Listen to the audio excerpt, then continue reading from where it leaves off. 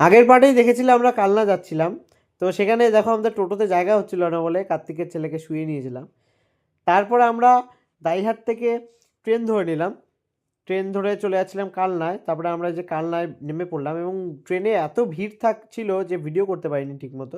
তারপর আমরা কালনায় ফ্রেশ হয়ে সেখান থেকে বেরিয়ে পড়লাম এবং সেখানে সাংঘাতিক ভিড় ছিল। তারপর আমরা সবাই মিলে এই চললাম কালনায় ঠাকুর দেখার জন্য। তো এই প্রথম এই প্যান্ডেলটা ছিল, এই প্যান্ডেলটার থিম ছিল শহীদ ক্ষুদিরামের। তো এখানকার এটা ছিল প্রতিমা এবং প্রতিমাটা খুব সুন্দর ছিল। তারপর আমরা সেখান থেকে বেরিয়ে গেছিলাম আর একটা প্যান্ডেল দেখতে। এই প্যান্ডেলটাও খুবই সুন্দর ছিল, এটা মূলত ব্যবসা বাণিজ্য নিয়ে কিছু একটা প্যান্ডেল ছিল। সেই প্যান্ডেলটা আমরা ইনস্টাগ্রামে রিলসে দেখেছিলাম এবং সত্যি সামনে থেকেও খুব সুন্দর লাগছিল। এবং এখানকার ঠাকুরটাও খুবই সুন্দর হয়েছিল।